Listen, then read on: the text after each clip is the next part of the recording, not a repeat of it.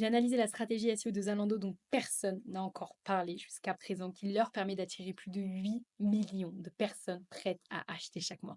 À la fin de cette vidéo, vous aurez compris ce qui fait la différence entre un simple site e-commerce à quelques milliers d'euros par mois et les géants comme Zalando qui génèrent des millions. J'ai besoin de votre attention pendant les 10 prochaines minutes. À la fin de cette vidéo, tout sera plus clair sur la grande stratégie SEO des marques e-commerce utilisées par les meilleures agences à l'heure actuelle. Si vous êtes CEO d'une marque e-commerce et que vos ventes stagnent, vous voulez faire plus de chiffres et dépasser vos concurrents sur les prochaines années, restez bien jusqu'à la fin de cette vidéo, ça va littéralement être une bombe de valeur sur les 10 prochaines minutes. Si votre trafic organique stagne à l'heure actuelle, c'est pas votre incompétence. On vous a sûrement fait croire qu'un bon SEO se résumait à seulement quelques articles de blog, hop, du maillage interne et vous allez pouvoir être top 3 en 3 mois. C'est complètement faux. Ok, la réalité du SEO en 2025, elle est mais beaucoup plus nuancée. Et seuls ceux qui maîtrisent les nouvelles intentions d'achat en e-commerce, surtout pour les 18-25 ans, qui connaissent surtout les rouages du marketing moderne et de l'IA qui est en train d'arriver, peuvent littéralement travailler avec des marques comme Zalando. Ok, cette vision voilà, d'un SEO rapide, elle est complètement fausse. Et Zalando, ça, ils l'ont bien compris. Et c'est pour ça qu'à l'heure actuelle, en France, rien qu'en France, Zalando, ça génère à peu près 8 millions de trafic qualifié. Ok, chaque mois, il y a plus de 8 millions de personnes qui se rendent sur leur site et surtout qui sont prêtes à acheter sur des intentions commerciales. C'est des gens qui sont prêts à sortir la carte bleue. Ok, et quand on regarde, là, c'est leur courbe de mots-clés. C'est concrètement ce que tapent les gens sur Google pour les trouver. Vous voyez que leur stratégie, elle commence quand même depuis assez longtemps, depuis 2012, 2014, 2016. Et vous voyez que la courbe est complètement exponentielle depuis vraiment 2014.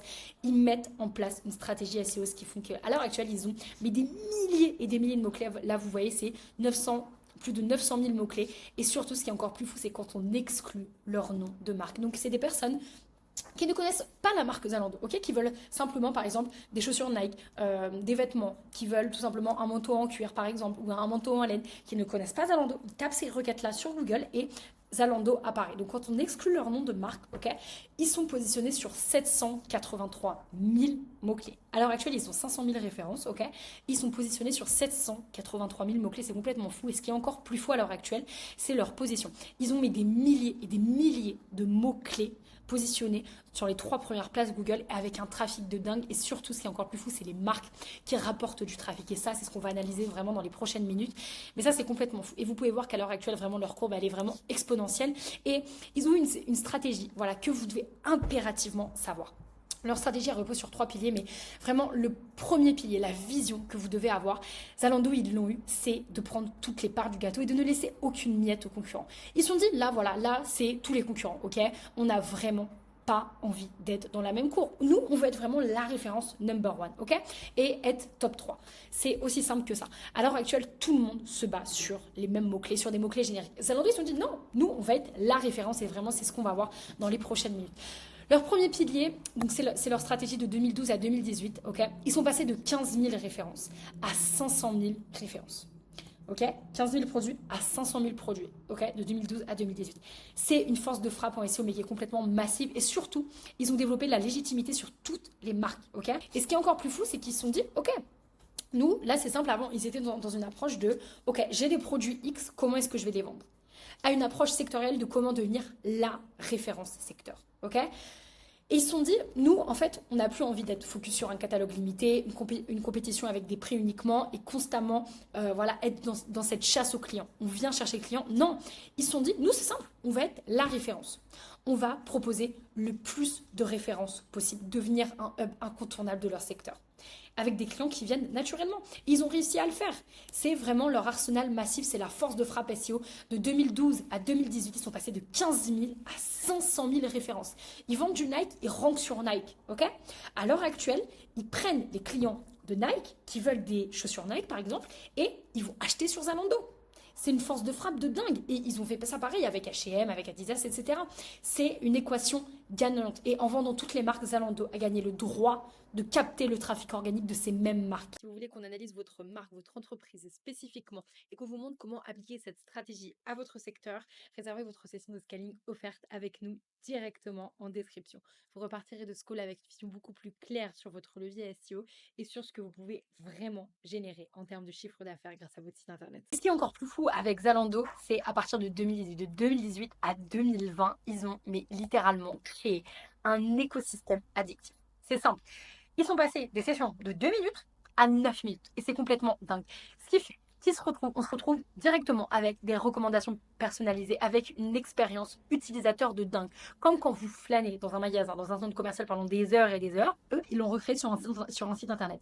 Des sessions de 9 minutes, ça laisse le temps d'avoir des produits en plus, d'avoir des recommandations de collection, d'avoir des combos gagnants, d'avoir exactement une vision de ce qu'on veut, une tenue directement préconçue. Et ils ont aussi créé un guide détail et ça, c'est complètement dingue. Se retrouver avec des sessions d'engagement de 9 minutes, ça fait en moyenne 7 pages vues par session. 7 pages. Là, c'est comme si vous aviez une personne consultée qui se baladait dans 7 de vos rayons. Un mécanisme d'addiction digitale. C'est simple, une personne, elle arrive, elle va regarder, elle va dire ouais, peut-être que j'ai pas d'idée en tête, etc. Je veux juste une paire de chaussures ou un manteau, etc. Elle va découvrir le produit, elle va regarder des recommandations. En plus, ils ont un bon maillage interne, donc ils vont se dire peut-être qu'ok, il y a peut-être un autre produit qui va me convenir, donc ils vont cliquer sur le lien, ils vont revenir et en fait, il y a beaucoup plus d'achats qui sont impulsifs. C'est simple. À la base, c'est des personnes qui n'avaient peut-être pas d'idée de marque en tête, qui peut-être voulaient un simple produit, peut-être qu'ils vont se retrouver à acheter littéralement la panoplie et des tenues complètes. Et c'est ça qui est complètement fou et qu'ils ont réussi à recréer à l'heure actuelle. C'est encore plus fou à l'heure actuelle. C'est leur troisième pilier. Leur troisième pilier, ok, de 2020 à 2025. C'est une expansion sectorielle de dingue. C'est ok, ils étaient passés en 2018, de 2012 à 2018, de 15 000 à 500 000 références. C'est très bien. Mais ils non, on va faire plus. On va faire plus. On va ajouter une section seconde main. Cette section de seconde main, donc c'est vraiment toute la thématique vintage, etc. Ça leur a rapporté plus de 300 000 mots-clés. Ils sont passés de 788 000 mots-clés à 1,2 million de mots-clés. Et c'est surtout que sur ces 788 000 mots-clés là, c'était des personnes qui n'avaient aucune idée de la marque qu'elles voulaient. D'accord? Et donc là, on passe quand même à 1,2 million de mots-clés. Et ce qui est encore plus fou, c'est qu'à 40% de ces requêtes, ok, de ce trafic-là, qui à la base cherchait des vêtements d'occasion, qui se retrouvent à acheter du neuf. Et ça, c'est complètement fou. C'est vraiment un move qu'ils ont fait et c'est un vrai monopole en fait. C'est une expansion de seconde main. Ils ont ajouté quand même 300 000 mots-clés. 300 000 mots-clés à leur arsenal. C'est complètement fou. Ok. Et peut-être qu'à l'heure actuelle, vous vous demandez, ok, mais comment est-ce que je peux réussir à créer cet écosystème? Il y a vraiment deux choses que vous pouvez vraiment mettre en place. La première, c'est cette approche marketplace.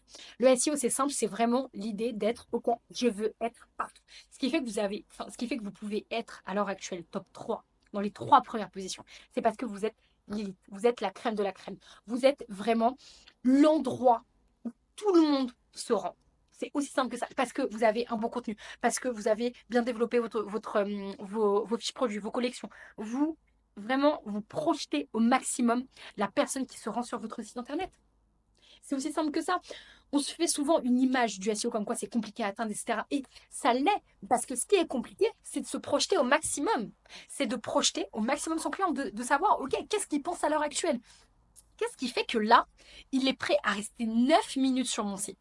Qu'est-ce qui fait qu'à l'heure actuelle, il est prêt à dépenser des centaines et des centaines d'euros pour acheter une tenue, pour acheter un manteau, pour acheter une paire de chaussures, pour acheter un sac à main? Qu'est-ce qui fait qu'à l'heure actuelle, votre client arrive sur votre site et qu'est-ce qui fait qu'il l'achète? Et ça, il y a énormément de PDG, de fondateurs qui n'arrivent même pas encore à le définir. Pourquoi? Parce que effectivement, ils vont investir en ads, etc. Et ça va vraiment être la course à la meilleure ancienne. Mais qu'est-ce qui fait que Google va vous apprécier à tel point d'être en première position? C'est le fait que vous soyez vraiment au plus proche de votre cible. Que littéralement, vous soyez 100% connecté avec votre cible, avec votre persona. C'est vraiment le plus important. Ok. Par exemple, vous vendez des montres. Ne vendez plus simplement vos montres. Vendez toutes les montres. Ceux qui ont bien réussi à le faire, par exemple, c'est Okara. Ils sont vraiment devenus la référence multisectorielle en matière de bijouterie et d'horlogerie. Ok? C'est vraiment le plus important. C'est une force de frappe SEO multipliée. Ok? Vous pouvez passer de 50 à 500 références. Vous pouvez ajouter plus de produits. Mais si vous n'avez pas suffisamment de produits à ajouter, il y a une approche vraiment encyclopédique qui est adoptée. L'approche encyclopédique, Decathlon l'a faite, Amazon aussi, c'est par exemple effectivement de créer des blogs, de créer vraiment pour chaque produit, chaque collection, une encyclopédie qui fait que quand votre client, votre visiteur va arriver, il va se dire, ok, là en fait j'ai tellement d'informations, c'est exactement l'endroit où je devais être. Et donc je vais passer à l'achat. C'est vraiment avoir une stratégie de se dire, OK, je deviens la référence. Decathlon, par exemple, ils sont la référence en matière de sport. Aromazone, ils sont la référence en matière de cosmétiques naturels, d'huile essentielle, etc. Parce ils se sont dit, OK, nous, on va créer des blogs en lien avec ça. Chaque page de leur site est optimisée pour devenir la référence. C'est pas seulement optimisé pour une conversion, c'est pas seulement optimisé pour de l'achat. Non, c'est optimisé pour devenir la référence. Ok. Vous passez d'un simple vendeur de produits à la référence sectorielle. Decathlon, par exemple, il propose des cours d'entraînement, des comparatifs produits, des tests détaillés, des programmes personnalisés. Et c'est ça le plus important. C'est vraiment ça que vous devez développer. C'est simple. Là, on a vu juste un cas en France, en Europe, mais c'est des millions et des millions de chiffres d'affaires générés et des millions de visites par mois. Ok. À l'heure actuelle, nous offrons 5 créneaux cette semaine pour analyser votre situation et vous montrer exactement comment devenir la référence de votre secteur. On va regarder ensemble vos concurrents, identifier vos opportunités et je vais vous donner votre plan d'action précis, étape par étape, pour les 6 prochains mois. On se retrouve la semaine prochaine pour décortiquer une autre stratégie de géant.